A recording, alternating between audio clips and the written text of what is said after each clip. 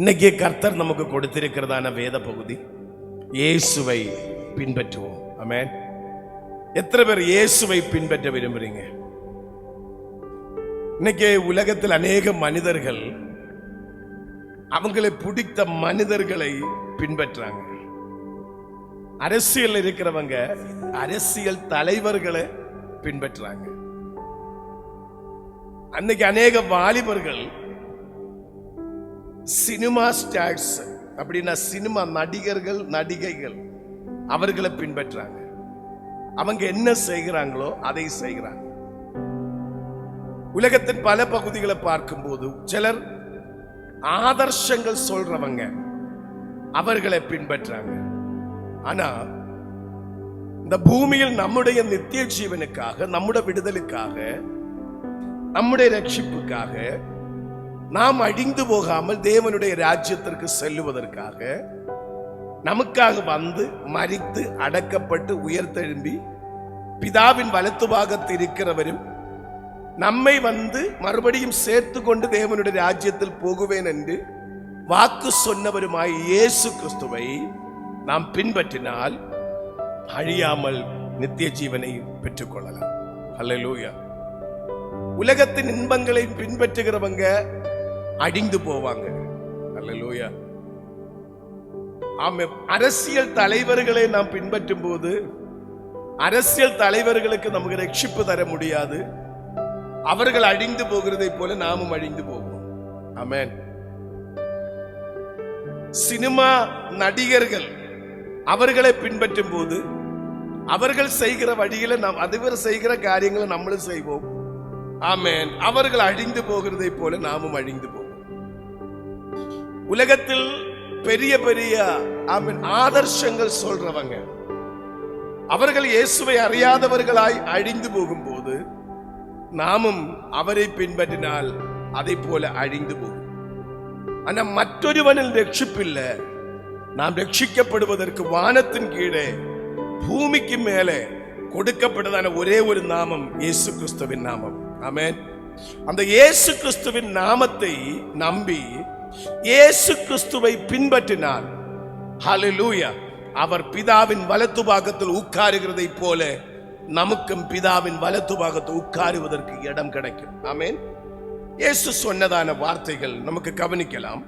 மத்தாய் சுவிசேஷம் 16ஆம் அதிகாரம் அதனுடைய 24வது வசனம் வாசிக்கும் போது, ஒரு ஆள் மைக்கில் வாசிக்கிறீங்களா? மத்தேயு எழுதின சுவிசேஷம் 16ஆம் அதிகாரம் 24வது வசனம்.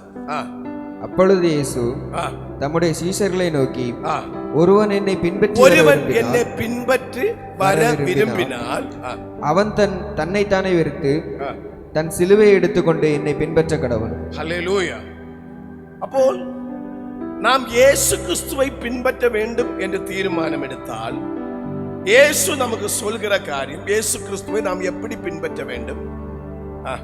ஒருவன் என்னை பின்பற்ற நினைத்தால் அவன் என்ன செய்ய வேண்டும்? தன்னைத்தான் வெறுத்து தன் சிலுவை எடுத்துக்கொண்டு என்னை பின்பற்ற கடவன். அல்லேலூயா. உலகத்துல மனிதர்களை பின்பற்றுகிறதை போல அத்தனை ஈஸி அல்ல இயேசுவை பின்பற்றுகிறது. ஆமென். ஹல்லேலூயா. நாம் விரும்புகிற சில நபர்களை பின்பற்றுகிறதை போல அத்தனை ஈஸியான காரியம் அல்ல இயேசுவை பின்பற்றுகிறது. ஆனா இயேசுவை நாம் பின்பற்றுகிறதுனால நமக்கு பரலோகம் கிடைக்கிறது. இயேசுவை பின்பற்றுகிறதுனால நமக்கு மோட்சம் கிடைக்கிறது. அல்லேலூயா. அந்த மோட்சத்தில் போகுவதற்காக தான் நாம் இயேசுவை பின்பற்றுகிறோம். ஆனதினால் நமக்கு கிடைக்கிறதான நன்மை பெருசாயிருக்கிறதுனால் இயேசு சொல்கிறார், ஒருவன் என்னை பின்பற்ற நினைத்தால் முதல்லவன் என்ன செய்ய வேணும்? தன்னைத்தான் வெறுக்கணும். அப்படின்னா தன்னுடைய இச்சைகள், தன்னுடைய விருப்பங்கள், உலக இன்பங்கள், பிசாசுக்குரியது, மனம் போகிற போக்கில் வாழ்கிற அனுபவங்கள், தன்னிஷ்ட பிரகாரம் வாழ்கிற அனுபவங்கள், நியமம் இல்லாமல் வாழ்கிற வாழ்க்கை, அதெல்லாம் விட்டு ஆண்டவர் விரும்புகிறதை போல ஒரு வாழ்க்கை வாழ வேண்டும். அல்லேலூயா. ஹல்லேலூயா. இயேசுவின் விருப்பத்தின்படி நாம் வாழணும்னா, இயேசுவை பின்பற்றணும்னா, இயேசு நமக்கு சொன்னதான கட்டளைகளின்படி நடந்து இயேசுவை பின்பற்றினால் மட்டும்தான் நமக்கு நாம் விரும்புகிறதான தேவராஜ்யத்துல போக முடியும். அப்போ இயேசுவை எல்லாருக்கும் பின்பற்றலாம். ஆனால் இயேசு விரும்புகிறது நாம் இயேசுவை பின்பற்றி வீணாய் போகக்கூடாது. நாம் இயேசுவை பின்பற்றி அவருடைய ராஜ்யத்திற்கு செல்ல வேண்டும். அப்படி அவருடைய ராஜ்யம் நாம் அடைந்து கொள்ள வேண்டுமானால் நம்முடைய வாழ்க்கையில் உலகத்தை நாம் வெறுக்கணும். ஆமென். பாவத்தை வெறுக்கணும். ஆமென். உலக போகங்களை வெறுக்கணும். பிசாசுக்குரியதை வெறுக்கணும். ஹல்லேலூயா. அப்போ தன்னைத்தான் வெறுத்து, ரெண்டு, தன் சிலுவையை சுமந்து. சிலுவை எதை குறிக்கிறது? நியமத்தை, உடம்படி. ஹல்லேலூயா. இயேசு தன்னைத்தான் சிலுவை சுமப்பதற்கு அர்ப்பணித்தார். அப்படித்தானே? ஆமென். நாம் நம்மை இயேசுவுக்கு அர்ப்பணிக்கிறதான அந்த அர்ப்பணம், நம்மை ஒப்பு கொடுக்கிறதான அந்த சமர்ப்பணம், அதை நமக்கு எப்படி இருக்கணும்? ரெண்டு, சிலுவை என்று சொல்றது பாடுகள், கஷ்டங்கள், வேதனைகள். ஹல்லேலூயா. இயேசுவை பின்பற்றுகிறது என்று சொல்றது ஈஸியான ஒரு அனுபவம் அல்ல. ஆமென். ஹல்லேலூயா. இயேசுவை பின்பற்றுகிறது என்று சொல்றது ஈஸியான ஒரு அனுபவம் அல்ல. இயேசுவை பின்பற்றுகிற ஒரு மனிதன் அநேக கஷ்டங்களில் கூட, அநேக வேதனைகளில் கூட, அநேக அவமானங்களில் கூட இயேசு கிறிஸ்துவை நாம் என்ன செய்ய வேண்டும்? இதெல்லாம் சகிக்கணும். கிறிஸ்துவை பின்பற்றுகிற ஒரு மனிதனுக்கு நிறைய பிரச்சனைகள் வரும்.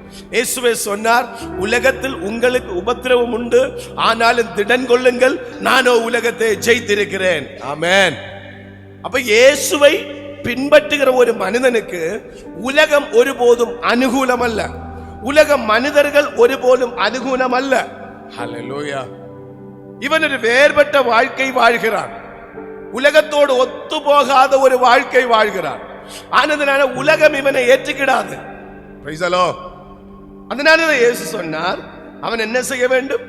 தன்னைத்தான் வெறுத்து தன் சிலுவையை சுமக்கணும். சிலுவை நிந்தை சுமக்கணும். சிலுவை பாடுகள் சுமக்கணும். சிலுவை என்றால் அவமானங்களே சுமக்கணும், கஷ்டங்களே சுமக்கணும். அதற்கு ஒரு சமர்ப்பணம் வேணும். சமர்ப்பணம் இல்லாத ஒரு மனுஷனுக்கு சிலுவை சுமக்க முடியுமா? முடியாது தானே? இயேசு பூரணமாய் அர்ப்பணித்ததினால் அவர் இந்த சிலுவையை சுமந்து அவர் ஏற்றெடுத்த தௌத்தியத்தை, ஏற்றெடுத்த தன்னுடைய கடமையை இயேசு நிறைவேற்றினார். ஹல்லேலூயா. இன்னைக்கு விசுவாச வாழ்க்கையில் அநேக தெய்வ பிள்ளைகள் இறங்கி வரும்போது சந்தோஷத்தோடு கூட இறங்கி வருகிறாங்க. ஆமென். என்னால ஓடி ஓட்டத்தை முடிக்க முடியும் என்ற நம்பிக்கையோடு கூட பலரும் இறங்கி வருகிறாங்க. ஆனா அநேகருக்கு ஆமென் விசுவாச வாழ்க்கையில் ஆமென் அவர்கள் எடுத்ததான தீர்மானத்தின்படி ஓடி ஓட்டத்தை முடிக்க முடியாத நிலையில் வழியில் வைத்து பட்டு போகிற அனுபவங்கள், வழியில் விசுவாசம் இழந்து பின்மாற்றத்தை நேராக போகிற அனுபவங்கள் நமக்கு நிறைய பார்க்க முடியுது. ஹல்லேலூயா. நம்ம சபையில் எத்தனை தெய்வ பிள்ளைகள் சமர்ப்பணத்தோடு வந்தாங்க. ஆனா அவர்களுக்கு இந்த சிலுவையை சுமந்து, இந்த கஷ்டத்தை சுமந்து, இந்த நியமத்திற்குள்ள நின்று, எடுத்த தீர்மானத்திற்குள் நின்று ஆண்டவரை பின்பற்ற முடியாததுனால விசுவாசத்தை விட்டு விலகி அநேகர் போய்விட்டாங்க. ஆமென். வேத புஸ்தகத்தை வாசிக்கும் போதும் ஆமென் இயேசுவை உண்மையாய் தேட வேண்டும் என்று நம்பிக்கையோடு கூட இறங்கின அநேக சகோதரங்கள், அநேக தெய்வ பிள்ளைகள் விசுவாசத்தில் நிலைநிற்க முடியாம அவர் தேவனை விட்டு போன அனுபவங்களும் நமக்கு பார்க்க முடிகிறது. ஹல்லேலூயா. ராமே சொல்லலாமா? அப்போ ஒரு மனுஷன் இயேசுவை பின்பற்ற நினைத்தால் அவனுக்கு என்ன வேணும் மக்களே? சமர்ப்பணம் வேணும். என்ன வேணும் சிஸ்டர்? தீர்மானம் வேணும். ஹல்லேலூயா. என்ன வந்தாலும் எது வந்தாலும் கடைசி வரை அவருடைய கட்டளைகளை பிரமாணிச்சு அவருடைய வார்த்தையை கீழ்ப்படிந்து அவருக்கு பின்னாடி பிரயாணம் பண்ணுவேன் என்று ஒரு தீர்மானம் உங்க உள்ளத்துல இருந்தாதான் வெற்றியான ஒரு கிறிஸ்தவ வாழ்க்கை உங்களால வாழ முடியும். ஆமென். என்ன சொல்றீங்களா? எடுத்த தீர்மானத்துல உறுதியாக நின்று ஹல்லேலூயா, என்ன வந்தாலும் எது வந்தாலும் விட்டு மாற மாட்டேன் என்று ஒரு தீர்மானத்தோடு நின்றா மட்டும்தான் விசுவாச வாழ்க்கை ஜெயத்தோடு கூட ஓடி ஆமென் முடிக்க முடியும். ஹல்லேலூயா. இந்த சம்பவம் இயேசு சொல்லுவதற்கு முன்னே நமக்கு மத்தேயு சுவிசேஷம் 16ஆம் அதிகாரம் அதனுடைய 16 முதல் 18 வரையுள்ள வாசகங்கள் வாசிக்கும் போது ஆமென், சீமோன் பிரதி உத்தரமாக நிர்ஜீவன் உள்ள தேவனுடைய குமாரனே கிறிஸ்து என்று சொல்கிற ஒரு வார்த்தை அந்த இடத்துல நமக்கு பார்க்க முடியுது. Price the Lord. கைகளை உயர்த்தி நாமே சொல்லலாமா? இயேசு கேட்ட ஒரு கேள்வி, ஜனம் எல்லாம் மக்கள் எல்லாம் என்னை யார் என்று சொல்றாங்க? சிலவங்க சொல்றாங்க எலியான்னு சொல்றாங்க, சிலவங்க சொல்றாங்க யோவான் ஸ்நாபகன் மறுபடியும் வந்திருக்கிறாங்க அப்படின்னு சொல்றாங்க. ஆனா பேதுரு சொன்ன வார்த்தை அப்படி அல்ல, நீ ஜீவனுள்ள தேவனுடைய குமாரனாகிய கிறிஸ்து. ஹல்லேலூயா.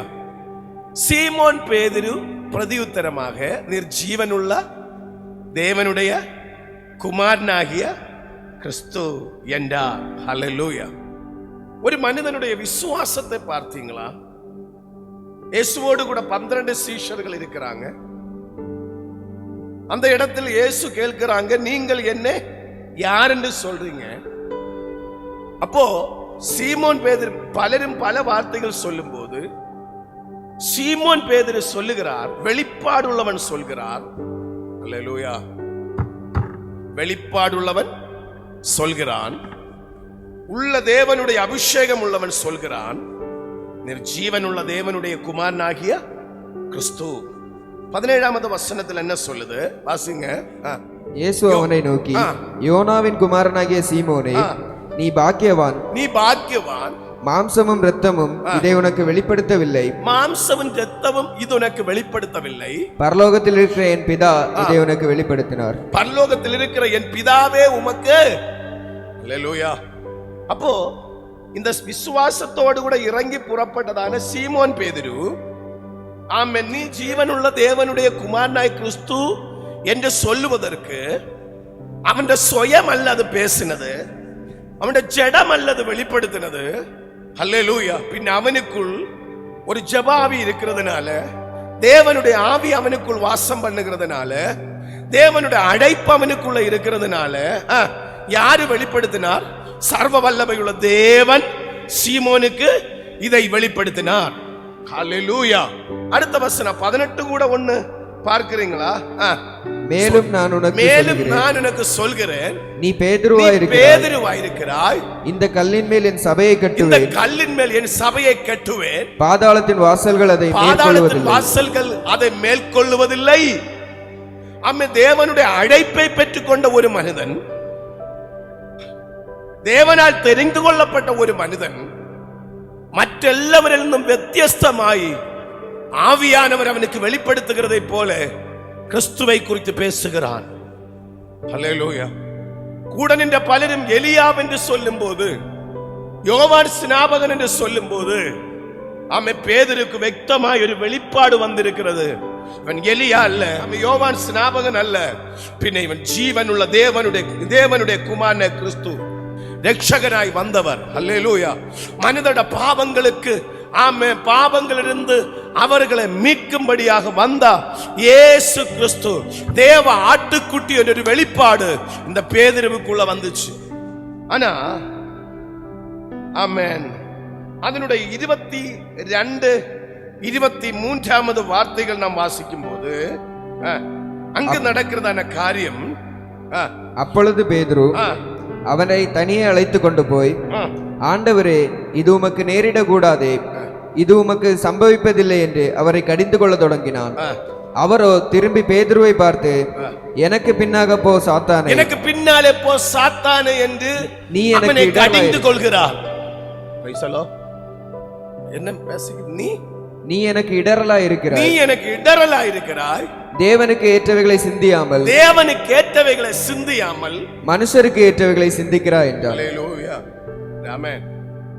ஒரு 4 வசன வார்த்தைகளுக்கு முன்னே, அதே நிமிஷம் கொஞ்சம் முன்னே இதே பேதுருவை குறித்து ஆண்டவர் சொல்லுகிறார், உனக்கு இது வெளிப்படுத்தியது ஜடம் அல்ல, தேவனுடைய ஆவியானவர் உனக்கு வெளிப்படுத்தினார். தேவனுடைய ஆவியின் நிறைவில் அவன் பேசுகிறான். சில மினிட்டுகள், சில நிமிடங்கள், அல்லது சில செகண்டுகள் தாண்டி, அல்லது சில மினிட்டுகள் தாண்டி அந்த பேதுருவின் வாழ்க்கையில் சாத்தான் முதலெடுக்கிறான். அல்லேலூயா. இயேசு சொல்கிறார், என்னுடைய வேலையை முடித்து நான் என்னுடைய பிதாவின் வீட்டிற்கு செல்வேன். மனுஷகுமாரன் பாடுகள் அனுபவிக்கும், மனுஷகுமாரன் கஷ்டப்படும், கொலை செய்யப்படும், சிலுவையில் அறையப்படும் என்றுள்ள வார்த்தைகள் இயேசு பேசும்போது, நீ தேவனுடைய குமாரனை கிறிஸ்து என்று சொன்ன பேதுருவுக்கு அதை உட்கொள்ள முடியல. அவனுக்குள் பிசாசு புகிழ்ந்ததினால் அவன் இயேசுவை தனியா ஒரு இடத்துல கூட்டிக் கொண்டு போய் இயேசுவை பார்த்து சொல்லுகிறான், முடியாது, இப்படியெல்லாம் நடக்க நான் விட மாட்டேன், அதெல்லாம் சரிப்பட்டு வராது, அப்படி நீங்க சிலுவையில் அறையப்படக்கூடாது அப்படின்னு தேவனுடைய திட்டத்திற்கு எதிராக பேசுகிறான். அல்லேலூயா. ஆ சமயம் கர்த்தர் என்ன செய்கிறார்? அவனை கடிந்து கொள்ளுகிறார். Praise the Lord. எத்தனை பேர் ஆமே சொல்றீங்க? கைகளை உயர்த்தி. அல்லேலூயா. எத்தனை நிற்கிறேன் என்று தோன்றினாலும், நான் நிற்கிறேன் என்று நம்ம மனசுல நமக்கு பூரண நம்பிக்கை இருந்தாலும், அடுத்த நிமிஷம் விழுந்து போக சான்ஸ் இருக்கு.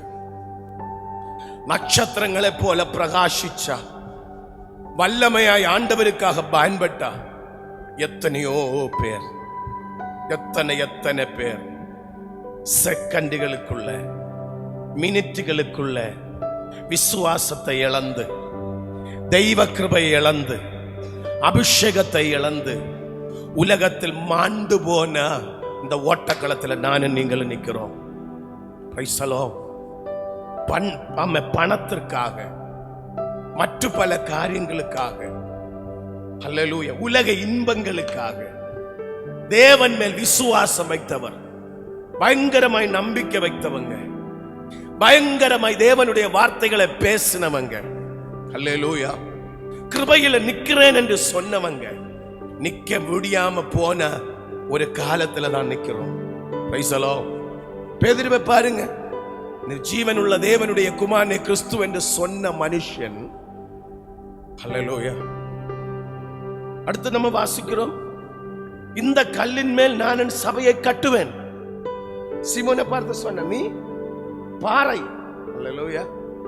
இந்த கல்லின் மேல் நான் என் சபையை கட்டுவேன் அப்படின்னு எல்லாம் பேதுருவை குறித்து ஆண்டவர் சொன்னார் நேரமே. அல்லேலூயா. எப்போ? நீ ஜீவனுள்ள தேவனுடைய குமாரனே கிறிஸ்து என்று வெளிப்பாடு சொன்ன போது. ஆனா கொஞ்சம் தாண்டி அந்த மனிதனுக்குள்ள பிசாசு ஏறின போது, அவன் தேவனுடைய திட்டங்களுக்கு எதிராய் பேச தொடங்கின போது, கர்த்தர் அவனை கடிந்து கொள்ளுகிறார், என்னை விட்டு போ சாத்தானே அப்படின்னு. அடுத்துதான் இயேசு சொல்லுகிறார், ஒருவன் என்னை பின்பற்ற நினைத்தால் அவன் தன்னைத்தான் வெறுக்கணும். அல்லேலூயா. அநேகர் விழுந்து போகிற இடம் எங்கன்னா, ஆமென், பேர்பட்ட இடங்கள் தான். கஷ்டப்பட முடியல, வேதனை சகிக்க முடியல, வெளிப்பாடெல்லாம் சொல்லுவாங்க, பயங்கரமாய் ஆதர்சம் எல்லாம் பேசுவாங்க, பயங்கரமாய் ஆராதிப்பாங்க, பயங்கரமாய் ஜெபம் பண்ணுவாங்க. ஆனா வாழ்க்கையில் சில சோதனைகள் வரும்போது, வாழ்க்கையில் சில கஷ்டங்கள் வரும்போது அநேகருக்கு நிற்க முடியாமல் போகிறது. அல்லேலூயா. வாழ்க்கையில் சில உபத்திரவங்கள் வரும்போது அநேகருக்கு நிற்க முடியாமல் போகிறது. அல்லேலூயா. அதனாலதான் இயேசு சொன்னார், ஒருவன் என்னை பின்பற்ற நினைத்தால் அவன் தன்னைத்தான் வெறுத்து தன் சிலுவை எடுத்து என்னை பின்பற்ற கடவன். அல்லேலூயா. நீங்க இயேசுவை பின்பற்ற நினைக்கிறீங்களா? உலகத்தில மனிதர்களை பின்பற்ற நினைத்தால் உங்களுக்கு ஒன்றும் கிடைக்காது. ஆனா இயேசுவை பின்பற்ற நினைத்தால் பரலோகம் கிடைக்கும். ஆனா இயேசுவை பின்பற்ற நினைக்கிறவன் என்ன செய்யணும்? அவன் தன்னைத்தான் வெறுக்கணும். அல்லேலூயா. இன்னும் ஒரு தடவை கூட சொல்றேன், நீங்க இருக்கிறதான் இந்த காலம் அநேக பக்தர்கள் விழுந்து போன காலம், அநேக ஊழியர்கள் விழுந்து போன ஓட்டக்களத்துல நீங்க நிக்கிறீங்க. ஹல்லேலூயா. ஏன்னா அவங்களுக்கு உலகத்தை மறக்க முடியல, தங்களை தான் மறக்க முடியல. அந்த நாளை விழுந்து போங்க. ஹல்லேலூயா.